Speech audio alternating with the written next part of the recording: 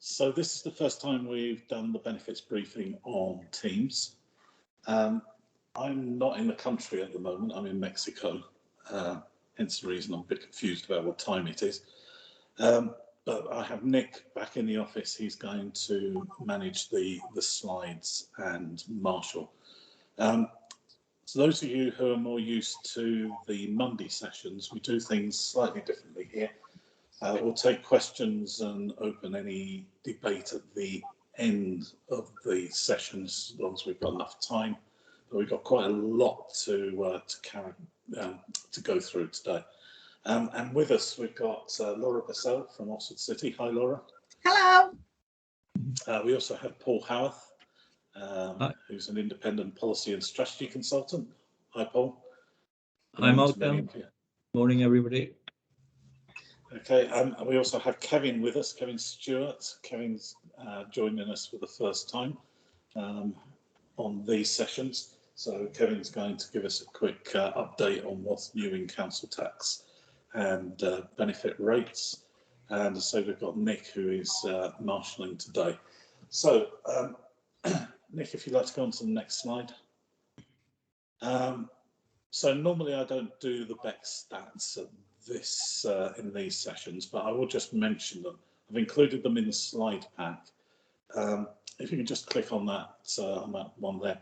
Just very briefly, the BEC stats show us the number of applications that are being made. So this is not about increases in case load. This is all about applications. This one here is the CTA working age and pension age stats, showing that over the last year, pensioners have certainly remained pretty static. We can start to see the decline in the number of applications coming in for CTR. So the full stats are in the pack, which I'll email out after this session. So Kevin, should we go over to you first for your update? Thank you. I'll keep it brief. And you did say benefits rates, which I wasn't expecting to update you on. I was expecting to quickly update you on business rates, Malcolm. But anyway, council tax obviously it is fairly static at the moment. Obviously, we've got the issues of job furlough finishing on the 30th of September and trying to collect money. And as you'll see, the statistics was published on the 23rd of June. And showed a 0.5% average collection down compared to the previous year on council tax, and probably worse on business rates, although there was quite some interesting individual authority performances as well. Very few authorities improved on the previous year's collection rates. We'll have to wait and see what goes forward, but I think linking up with the benefits side, I think the next few years will be very interesting in terms of the impact on individuals and businesses. And for example, we live close to Gatwick Airport, so the impact of that will be huge. Dealing with business rates very, very quickly. Grants, the restart grants have finished. We are now bringing them to a close. As at 31st of July, we have to have made all the payments and closed it all off. The additional restrictions grant, discretionary grant, that's still being done. However, at Mid-Sussex, we've closed it off. We're likely to use up all our funding very, very shortly. And will not reopen that again. Going forward, the expanded retail discount at 66% from the 1st of July, that's been administered by authorities. A number of businesses have opted out. The future of businesses, though, is still of great concern. The impact of that, there is a 1.5 billion relief pot for those that haven't received help before. That's going through legislation through the Parliament. I'm not expecting anything from the winter, and by the time we set up our discretionary schemes, probably even into next financial year for that. So we're taking enforcement action against businesses that have still got help to come. So we'll have to watch this page for that. I think businesses going forward will struggle. Some have done very well during the COVID impact. Others obviously will struggle, and that will impact upon individuals and claiming for benefits. Some might not qualify because of partners, but I think there's a lot of known unknowns at the moment. There's probably a lot of unknown unknowns. Over to you. Happy to take any questions, Malcolm. Okay, thank you very much, Kevin. That's brisk and to the point, and just how we like it. We'll take questions at the end if you've got any questions for Kevin. Laura, let's do your circulars next, shall we? Yes, that's great. Thank you. I actually quite agree with the principles of looking like the rat race going around for benefit as circulars. So yes, so thank you very much. Yeah, if we can look at the subsidy ones first of all. Okay. I've just put there's a lot to talk about, but for me it was very clear as a DW need to consider how the comms team are working. I don't know about anybody else who is listening on this call, but I'm either getting a letter, I'm getting a circular, I'm getting a local authority welfare direct. There's lots of information coming into us, and I genuinely feel that I am actually being bombarded with information, and I just don't feel that I can retain it. There's some stuff that as we'll go through, you will see that there's things that you're thinking about and go, was that only last week that came through? Because there's so much, a raft of information because of COVID and just because it's a new financial year. So if we can go to the next slide, please. So S4 from a subsidy point of view is the discretionary housing payments. Okay, so as we already know, discretionary housing payments this year, we're not going to get the annual figure. We're getting a 50% figure, and we must reply to the DWP with your return. So we've had a letter from Claire Elliott over the last 10 days stating that we need to reply to the DWP on where we are on our spend. Okay. If you are nearly at 100% of your spend for the first 6 months, then you will get your second half. Those councils which are underspending on their DHP, they will be contacted allegedly to ask them if they've got any future spend coming through and if they're expecting a change, let's say, for example, furlough. But basically what's happening is they are going to change the way discretionary housing payments are being distributed for the second half of the year. So if you've spent over your allocated 6 months per payment, then you could receive more money for the second half of the year because they'll take it from those councils that haven't spent all of their money. So that's quite an interesting approach, because I do remember a couple of years ago there was Welsh authorities when benefit cap came out, they'd cleared all of their discretionary housing payments in about the first 4 months, and it ended up with Welsh authorities receiving additional money. So I think the DWP have learned from that, and that's very much now the way going forward. But you really must reply to the DWP, otherwise you're definitely not going to get any money for the second half of the year. S5 talks about the new burdens funding for welfare reform changes, and it's exactly the same as it has been since, well, 2013, I think. It covers off DHPs, benefit caps, single fraud investigation service and universal credit. From an Oxford point of view, it comes in at about £35,000 for the year, covering those 4 areas, and it just comes into our bank account, and then I have to squabble internally who gets what and where. The payment should come in around the 19th of April. So by the time we've got to this meeting now, you should definitely have had it. If you've not had it, then you need to go back to your accountant to find out why it's not into your sub account. Next slide, please. Okay, so S6 is talking about VEP funding. And again, that's due to local authorities from the 19th of April. So you should have had it by now. So VEPs are still on the list, and they've been on the horizon of jobs for us to do even during COVID, okay? And the funding has always been there. You get your funding as a single lump sum, but what I would say to you is last year, the DWP, where they moved their staff around, the performance and development team, or PDT as I put them on there, they have been moved to other departments. They are now back working, and I know that I've had a conversation with the DWP just to say, how is it going? And I'm sure many other authorities have had it as well.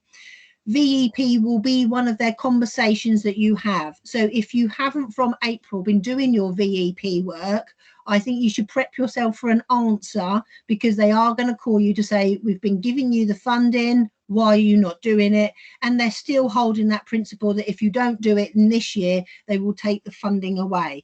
So you must make sure that you do as much VEP work as possible. Of course, saying that, it's not like we've got nothing else to do with test and trace and everything else going on. But I'm just saying the DWP get this money from the Treasury. They see this as a good opportunity to make sure the benefit is correct in the right time. So we've got to be seen as local authorities to keep on top of it. S7 talks about the normal subsidy arrangements. Okay, it's telling you that as normal, it's paid in your normal 12 monthly instalments. And obviously it's coming from your initial estimates that you sent back in February 21 to say what you was expecting your benefit expenditure and how much you're expecting from an admin grant. There isn't any real surprises in the subsidy arrangement. The methodology is still exactly the same. It's expecting a decrease in caseload from UC migration. And what I can say from an Oxford's point of view is, weirdly, I actually am in slight credit, and I hope that this recording doesn't go to the DWP, Malcolm. But to be quite honest, I thought that I would have a greater migration than what I had. So I'm still getting an admin fund, which is in excess for this financial year, because I thought by now everybody would have gone over to universal credit, and I've still got 1,000 people to go. So in my opinion, I think the methodology does work.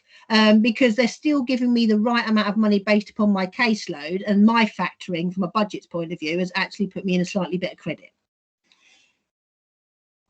Okay, next one over. So I've combined S8 and A6 together because it's the Housing Benefit Accuracy Awards. Okay, so this is back on our agenda from April. The DWP have been working with the BenX group and POG to talk about accuracy awards, which in my world, showing my age here, it's Ferris revamped, or it's the verification process revamped. So what happens is you get your HBMS file and you get your full case review files coming through. And if you opted in, you will get an administrative amount of money to do these returns. These returns come in monthly, and you have to record your return of what the outcome is per case. So the DWP will decide what is a high risk, medium risk, and a low risk. And it's expected that you will every month complete your high risk accounts and all of your HBMS. You then put on your computer systems what the outcome is of those. It gets stored on Shibi, and Shibi will return it. So if you're doing this work and you're not recording it properly on your computer systems, you're going to get a phone call to say you're not doing your full case files, you're not doing your HBMS, and you go, yes, I am, and you establish that your staff aren't recording it properly. If it doesn't come off on Shibi, the DWP are not taking it into account. Okay, so if you keep a manual spreadsheet, it won't work. So the DWP have decided that we've got to do this, but it's still an opt-in version from April. Okay, you could opt in at any time. So you could say no from April, but actually yes from September, for example, because you think your excess caseload from COVID changes with furloughing and national lockdown will have possibly gone down. So you're going to opt in from September, and your funding will be prorated. So the circular tells you how much your council will get, assuming a 12 months opt in. You would then have to factor in how much that would be if you just divide by 12 at the point when you opt in.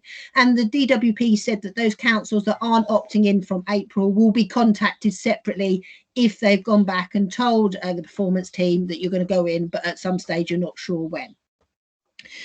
So the problems we have with HBAA is, as I've put it here, supported accommodation, and that's all I have to say.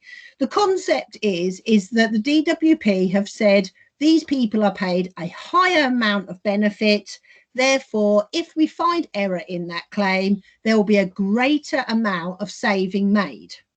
Well, that's absolutely fine, but they're the ones that have got the large rent, and they're the ones more likely to be on a static benefit, such as ESAIR and the possibly universal credit. So we're not necessarily going to find cases that have got high housing benefit expenditure with, if we review them, any change. And when I've been speaking to other local authorities, and I know we've been talking about it on some of our Monday sessions, people have been saying, I'm doing 60, 70% of these high value cases. but my turnaround is only about 15% success rate.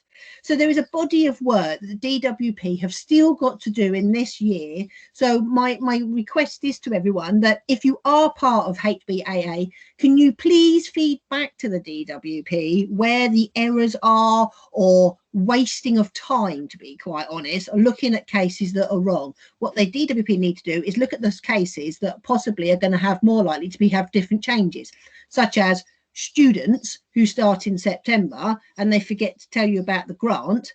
They're going to be the ones that you're going to get the changes, and it's going to look for the DWP saving agenda. But again, this is funded by the Treasury, so the DWP can't park this. So they've got to be dealing with this, and they've got to be seen to reduce the benefit expenditure across all benefits. So this is their idea for going forwards. If we just turn over the page, I think I've got another couple of points. Yes, and the other thing is that the DWP would like you to focus on your high risk cases, but if they think you've got some spare capacity, then pop into the medium cases and clear those too. So I don't know if any council has got spare capacity, but, you know, and if you have, please send them to Oxford, because I know I haven't. But if you've got an opportunity, then yes, start to hit your medium cases, because the case files that you receive are rotational. So if you don't clear your high risk case in March, it will be there in April, for example. And all that's going to happen is you're going to increase the number of files that you receive each month if you're not clearing it down. But you would know that from looking at your caseload generally. So that is it for me from a circular's point of view. That's it's interesting, Laura, on HBAA. If only there was some kind of system, say like a 52-week review that was standard each year and was there. Whatever happened to that, Paul? It was abolished for very good reason. Yeah. The wheels still giving. You have an admin circular, I think, as well. That was it. That was it. The oh, have I got another one? Actually, I have got A7, haven't I? Sorry. Yes, I do apologise. I've got A7. A7 is the care leavers and homeless amendment regulation. So it came into force at the end of May. And what that's done is it's changed the age group from 22 to 25 for the single room shared room rate principles. Now, what I think is interesting in this circular is that it tells you that the care leaver should tell you if they are suitable for this. Now, I'm not being funny. For most of us who have to work with the likes of our care leavers and social services and voluntary sector groups that may be supporting them, I don't think many of them will even know that this rule has changed, let alone remember to ring up and say, oh, guess what, Laura? I now are exempt from the shared room rate because I'm only 24. So you've got to look at your caseload. The DWP have said that there's going to be no computer system changes for it and you need to do it manually. Well, I'm not going to lie to you. I block booked a whole Friday out. I got the care leavers list from Oxford County Council. And then from there, I worked out what my postcodes were and I just did it because I don't have anything in my computer system that would actually easily identify them. And it was easier to go back to social services. But I think we should be seen to actively encourage people to have more support in the local economy. You know, there's less pressure on that young person if they're thinking about their house, if we pay their benefit correctly up to their 25th. So despite the fact that the rules are saying they have to approach you, my thoughts is that they've got a hard time enough as it is. We should probably be doing that and reaching out to those care people and saying, this is what's happened and that's why your benefit's gone up. Yes, okay, thank you, Laura. Yeah. A lot to take in. And just a reminder, I shall send out the slides later on today. Paul, over to you. Okay, thank you, Malcolm, and welcome everybody. What I'd like to start with, as ever, is to look at the labour market.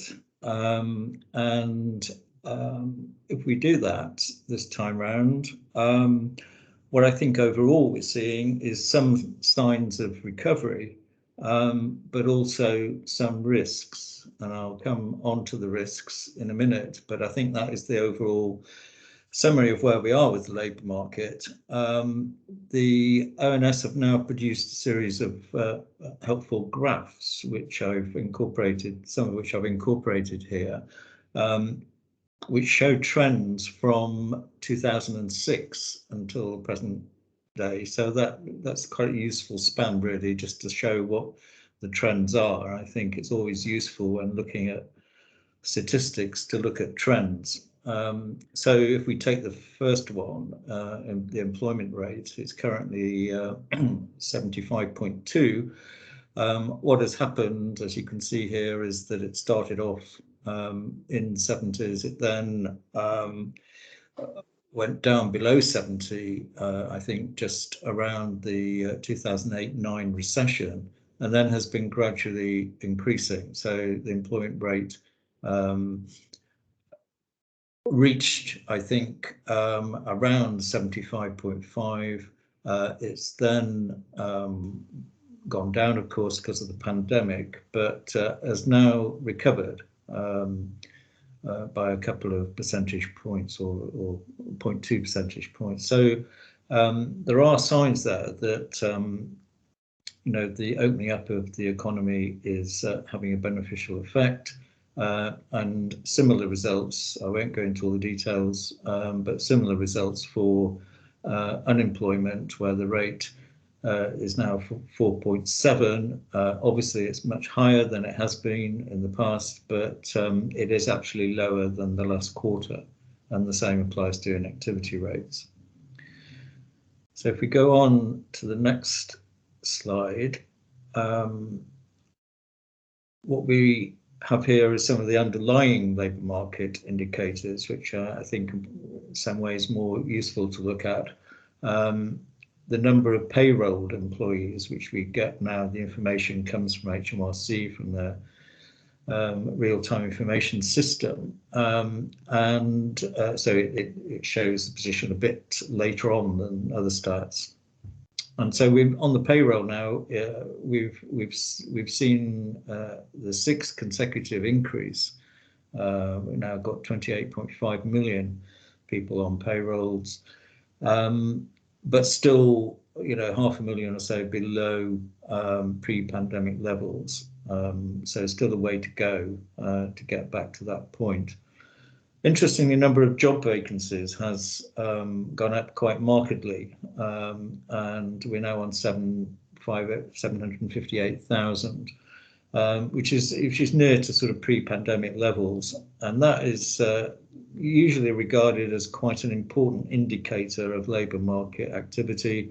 Obviously, if there are vacancies around, it means that employers do want to take people on. So, you know, that is a useful and important statistic.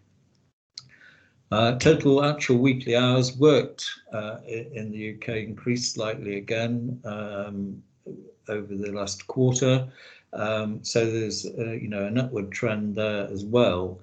And the claimant count, which tries to identify those people claiming all unemployment benefits, including the parts of universal credit, that's 2.5 million, and that's down again from about 2.7 million in February. So all these indicators are quite, you know, quite shows good signs of recovery in the labour market.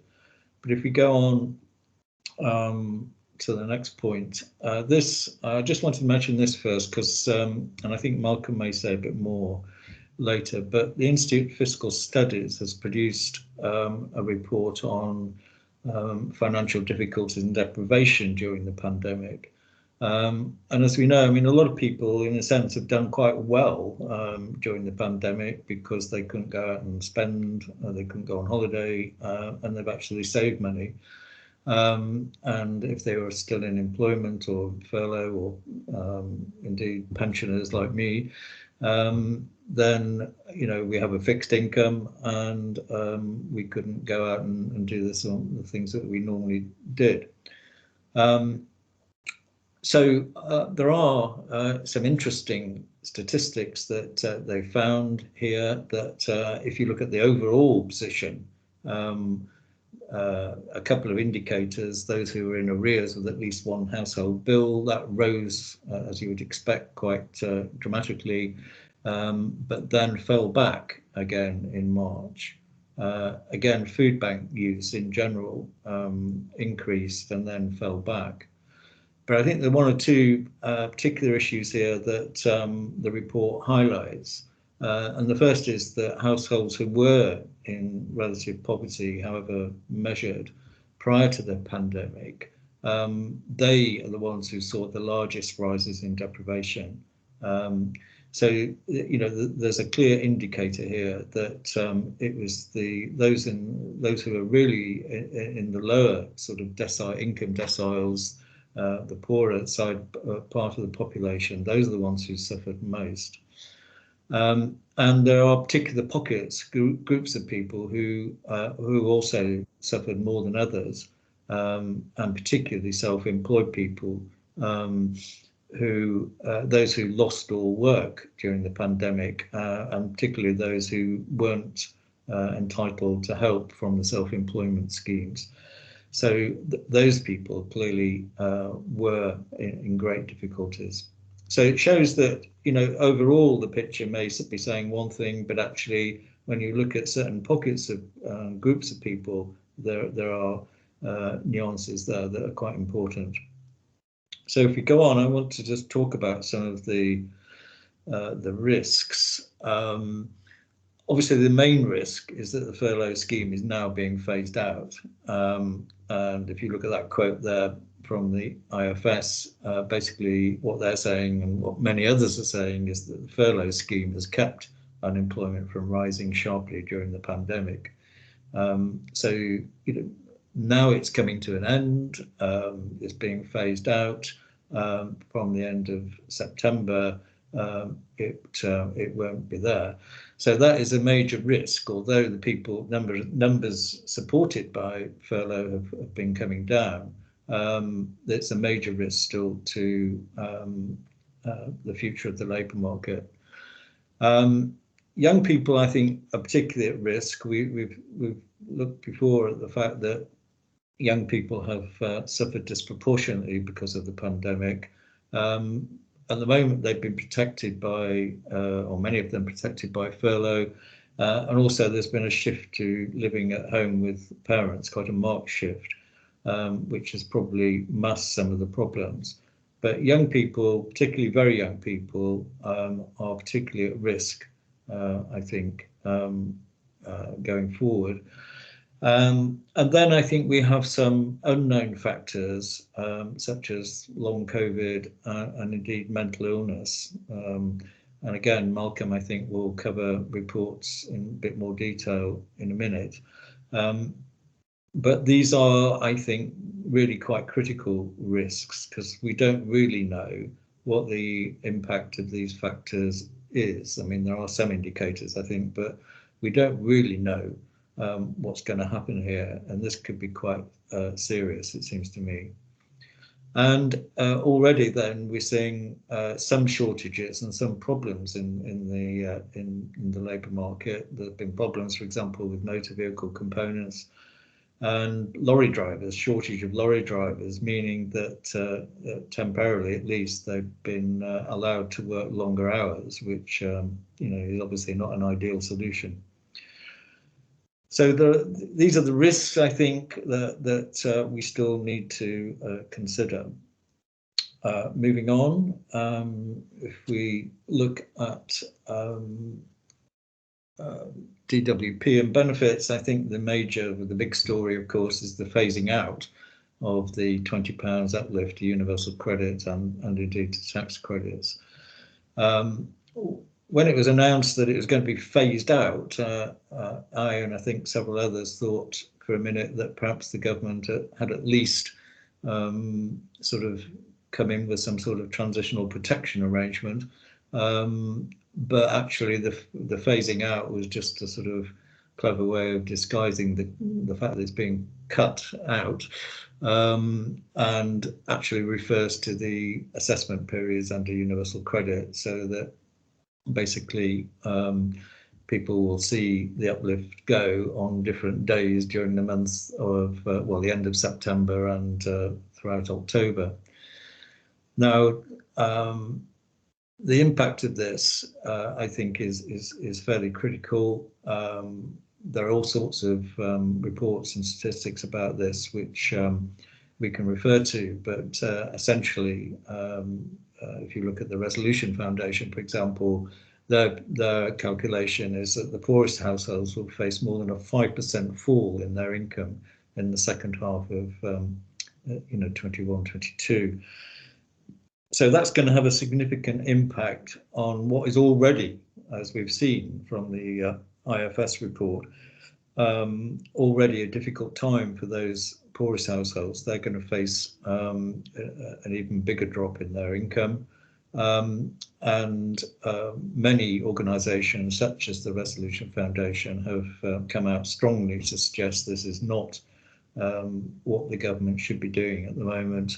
There are obviously major spending decisions to be taken. There are problems to resolve, but taking the money back from the poorest families is not clearly the right approach. If we move on. Universal credit statistics. Again, what this shows is a slightly declining number on universal credit, probably reflecting the fact that some people have gone back to work. But it's still over 6 million, and that was the position last time we, we slightly more, I think, last time we had one of these sessions a couple of months ago.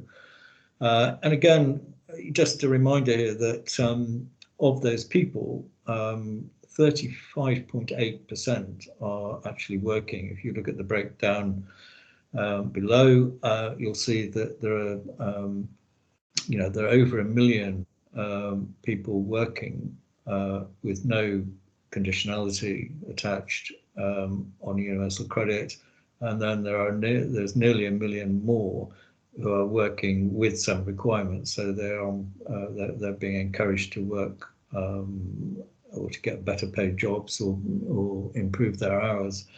So that is, it's always an interesting statistic to be reminded of, I think, because the narrative for politicians is often, well, we're trying to get people into work, and they draw a distinction between those on benefits and those in work. And of course, with universal credit, that distinction is now blurred. And in fact, it's useful to keep reminding ourselves that 36% is, a fairly big figure of those people on universal credit who are actually working in some way. So if we move on, I just wanted to talk a little bit about discretionary housing payments. Laura's touched on this already, but just last week, I think the DWP published their annual report on their monitoring of DHPs, and particularly on the monitoring of spend. And there are lots of statistics here, but the gist of it is that although most authorities are spending around 100% of their allocation, some slightly less, some slightly more, there are still a significant minority who are spending less than 95%, and some, spending considerably less, as we'll see in a minute. And that this position is getting worse. In fact, that last year more local authorities spent a higher proportion of their allocated funding than they have this year. And if you move on to the next slide, please, it shows the graph in the report, and the middle bar shows, those between 95 and 105% of allocation, which you'd expect is by far the highest. But if you look to the left of that, it is a bit worrying that significant numbers, around 10, for example, are simply spent, well, between about half their allocation, and more between 55 and 65 and 65 and 75% of their allocation. And I think, to pick up on what Laura said earlier, DWP obviously have made new arrangements this year, splitting the allocation in a sense to try and, I think, address some of this issue. But it seems to me a real shame that DWP should micromanage it in this way, when it really is up to local authorities to ensure that they identify those people who need DHPs and pay out the money. Oh, yeah. I suspect one of the reasons why the DWP does feel it needs to micromanage this is because of the number of complaints that are coming into MPs' mailbags of people who can't get hold of DHPs. Yeah, I'm sure that is correct. I'm not. I must say I haven't sort of picked up on that. No doubt. Obviously, you've seen evidence of that. I haven't seen that, but what I think increasingly has been happening over the years is that local authorities are being asked to look after, if you like, the most vulnerable people in society. Universal credit deals quite well in a way with the majority of people, but still leaves a sizable number of people who run into difficulties, have difficulties, are in danger of being homeless, are living in supported accommodation, and so on. And I think local authorities are being asked to meet that need, if you like. Now, whether the resources are enough for that is another question altogether. But if you are given resources and are not spending them, then that does seem to me to be, not the way to go about this task, to put it bluntly. Paul, it's Laura. Can I just say that graph is absolutely frightening? Yeah. It isn't. It's just, obviously, I think you're talking there. You can see that nearly 160 authorities are, spending around 100%, and a significant number are spending more than that for various reasons. But it's those bars on the left which, as you say, are really quite worrying. 85 to 95% is perhaps not too worrying, but below that, then you're getting into serious issues, I think. I have to say, I was looking at that graph, and it would be interesting to know, because I think that the house prices are going up from a rental part. And there's no evictions going on, so I'm thinking maybe people aren't applying for DHP because they're not having enforced evictions, but that doesn't necessarily mean that they're not in rent arrears still, and when we're in that climate of homelessness and the extra pressure on local authorities to house people during this time, this is a clear way from government expenditure to be able to reduce that pressure on homeless prevention.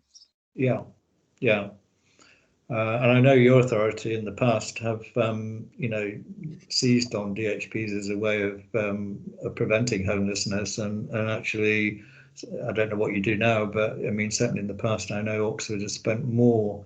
Yes, we were 131 last year. Yeah. So there we are.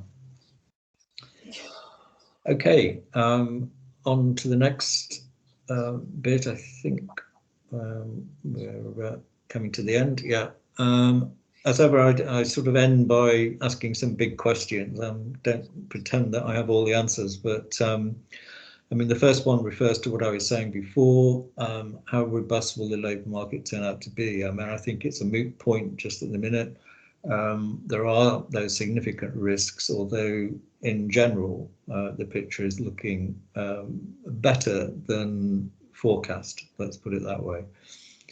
Can the government keep its commitment on state pension triple lock? I mean, there seems to be tension now between the Chancellor and the Prime Minister on this, although they're trying to sort of gloss that over. But it does appear that rather like spending on international aid, there may be some sort of temporary relaxation in the commitment here because of the need to reduce the deficit. And, you know, if as it appears that pensioners will get another sizable increase next year as a result of tying it to earnings in particular, then, you know, that is something that I think they might want to look at.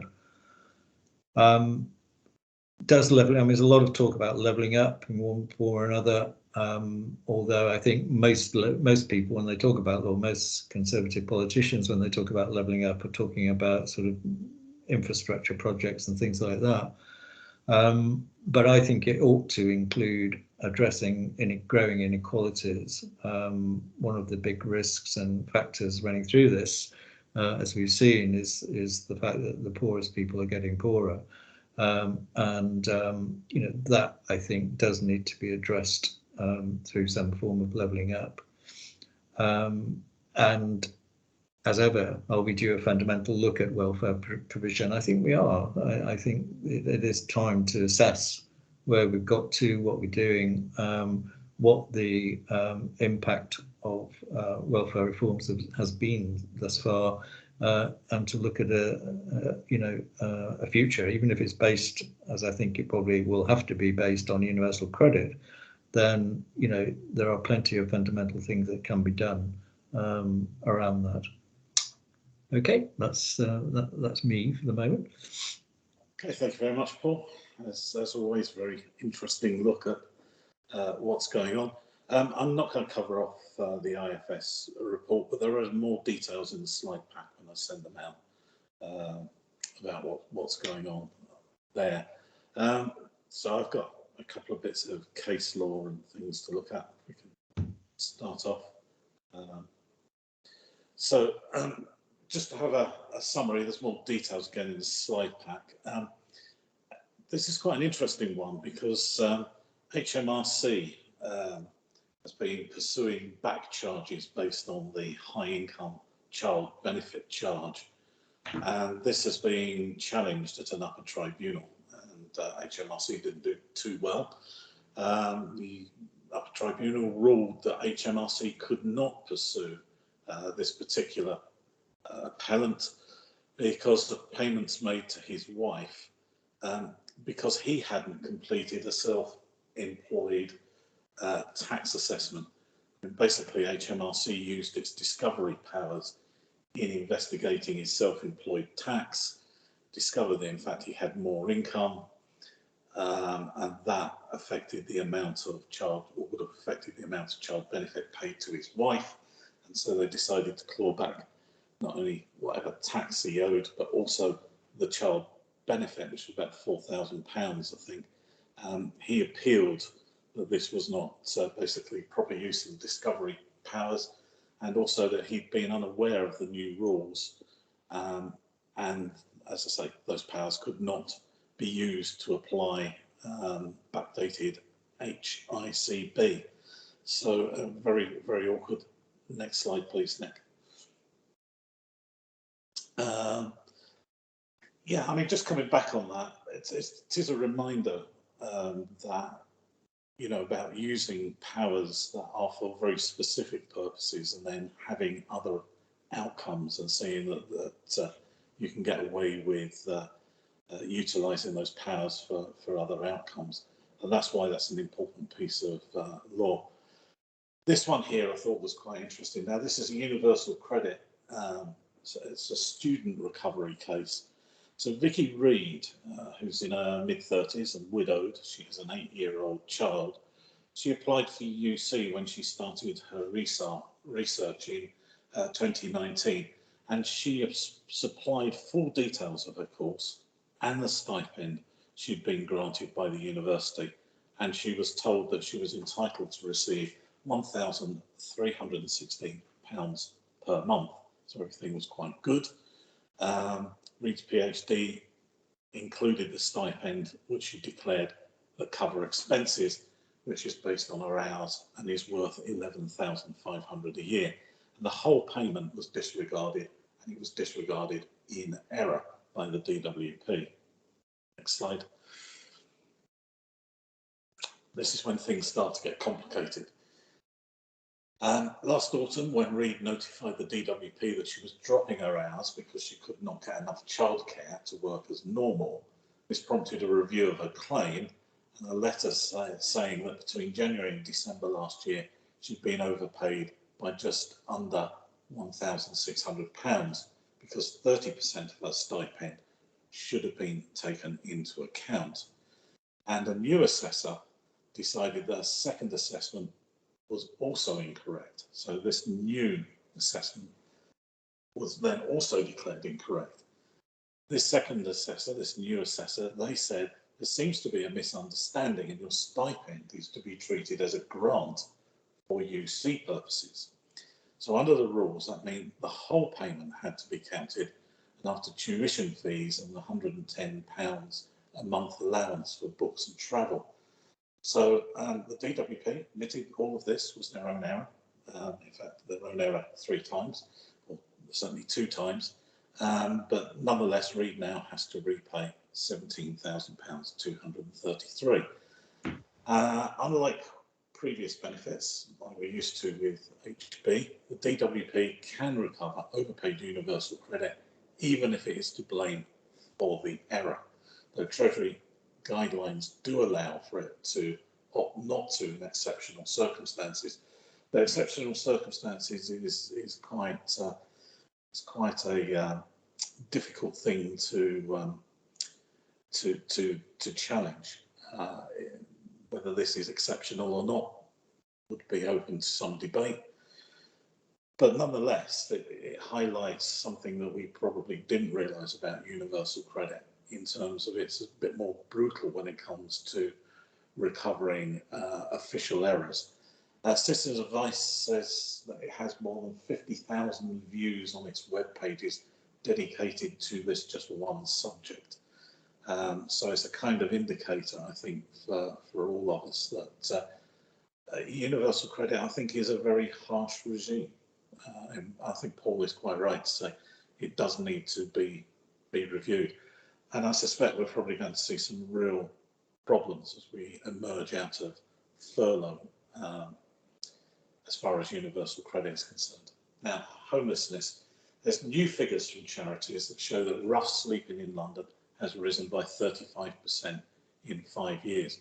Because rough sleeping and people who are not claiming universal credit all gets hidden from things like the jobs market figures and how well we are doing in terms of levelling up. Is that not correct, Paul?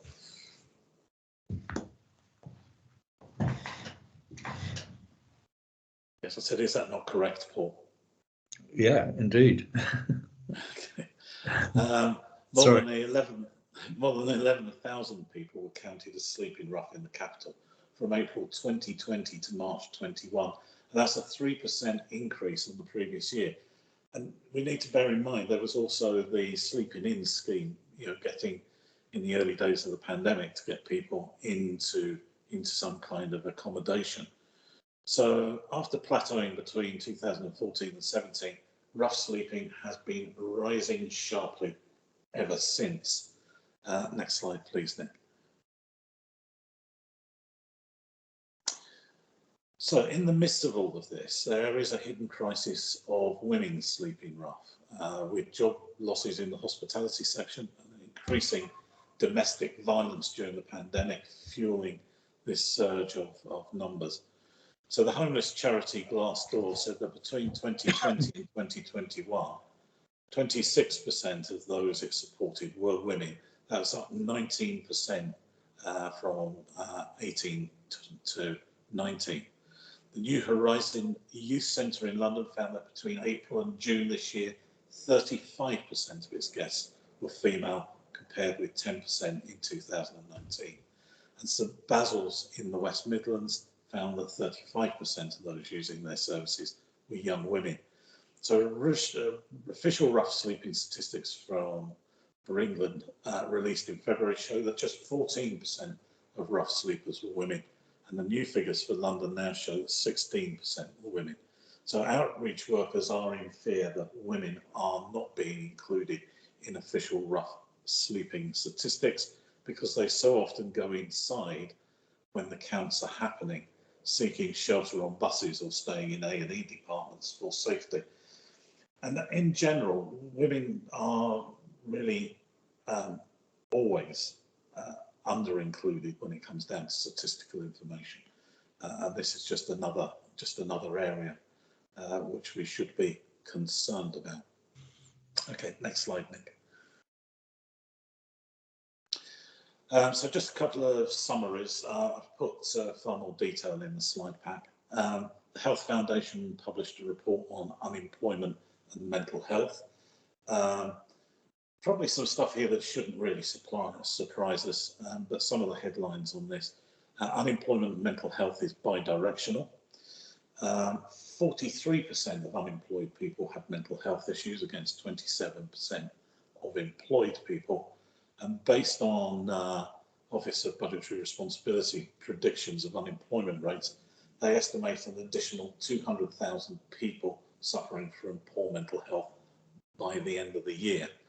And as Paul mentioned earlier, we haven't really talked very much about long COVID, and that's probably going to have a fairly major impact as well on some of these figures, along with generally how some people have suffered quite badly under the furlough regime. The NAO has also published its annual report on government efficiencies. I've included a couple of slides from this report, which are always worth noting, whether you're a government, whether you're a local government, central government, or whether you're a private sector company. It's pretty obvious as sound advice. But the one I did want to pull out was beware of optimism bias and learn from past mistakes. And on that basis, I have come to the end of my bit. So before we finish off, we've just got a couple of minutes. Are there any questions? If you'd like to raise your hand, and Nick will open your mic if you've got any questions or comments to any of us. We stunned them into silence, haven't we, Kevin?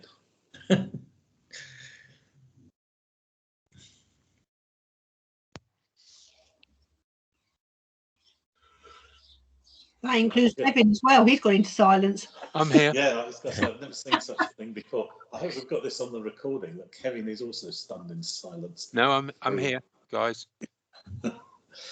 But do you have any comments at all about any of this stuff that we've spoken about, Kev? No, I think the issues with DHP, and I go back to my original comments, I think the next 18 months are going to be crucial for all our key frontline services, including benefits. If you can have your crystal ball out, let us know what you can forecast in that crystal ball, because I don't think any of us know what the future holds, do we? No, absolutely. And I think that's a point that Paul was making as well. We've covered this off on the Monday sessions as well, haven't we, Laura? Is just how volatile the economic position is, that those labour market figures cover a multitude of sins at the moment, many of them taking us into uncharted waters. And the other thing is a regionalisation as well.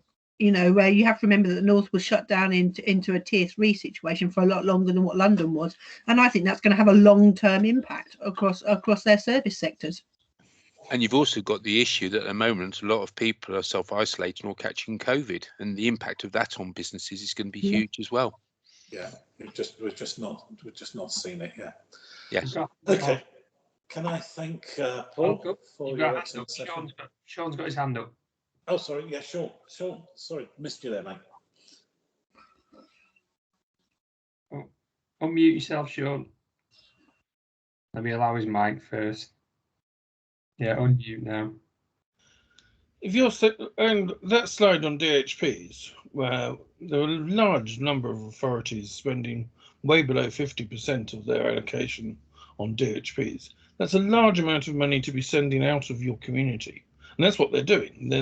That money is essentially investment into your local community, because if it's not being spent by the local authority on DHPs, it's going straight back to the DWP. And that's awful lot of lost money. That's essentially employing your local stores and everything else, just at straight Keynesian level.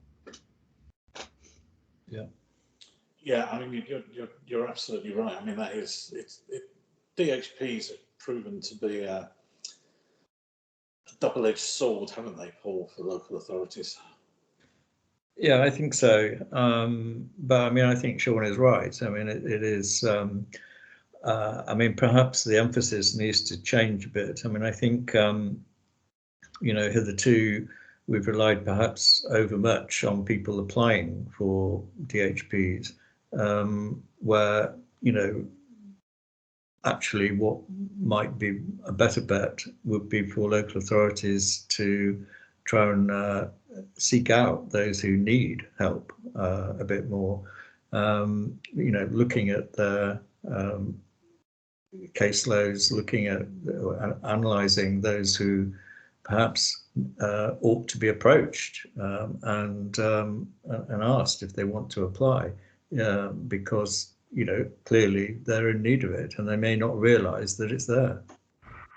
But isn't that because, and I guess let me ask both Kevin and Sean, that since 2010 there's been less emphasis on take-up under the universal credit regime. Universal credit has all been about work must pay, and driving people into work as being a way of resolving these issues, rather than things like take-up, which we traditionally did. Apart from when COVID first came in, when take-up was the driver rather than getting people into work. Yeah, but when COVID comes in, we're 20 years later, aren't we? Yes. Or 10 years later. But all of the reductions in welfare benefits expenditure were all essentially going to be replaced by, in a tiny proportion, by DHPs.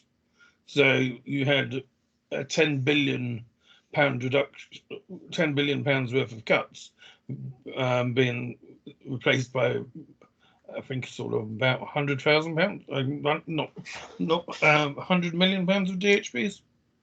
Wasn't that the scale? And so therefore the government was essentially saying, you deal with the bad cases through DHPs. And if we're sending the money back, we're not even dealing with the bad cases. And they are going to be there. They are going to be local. Yes, you're absolutely right. And I think that's partially, Paul, you and I have spoken at length on this, haven't we? Mm-hmm. Is that kind of lack of understanding of what discretionary actually means. Not that you can do what you want, but it's there to fill the hole in the legislative donut, as it were. Can I ask a silly question? Mm-hmm. If we take all the under 65 spenders as in a percentage, are they the same authorities every, let's say, the last 3 years? And if that's the case, if there is no demand there, I mean, maybe we're looking at it the wrong way. Maybe the local authorities really are trying to push it. And if people just genuinely don't take that upkeep up, maybe the DWP should just pull it down to what they actually spend, and then they're going to be more likely towards their 100%. If they're over giving them money and they genuinely can't spend it, maybe that's why. Yeah. Well, there was one authority that I used to work near that literally didn't spend any money on DHPs and sort of was She was quite proud of not spending any money on DHPs, which I thought was quite a crazy position. I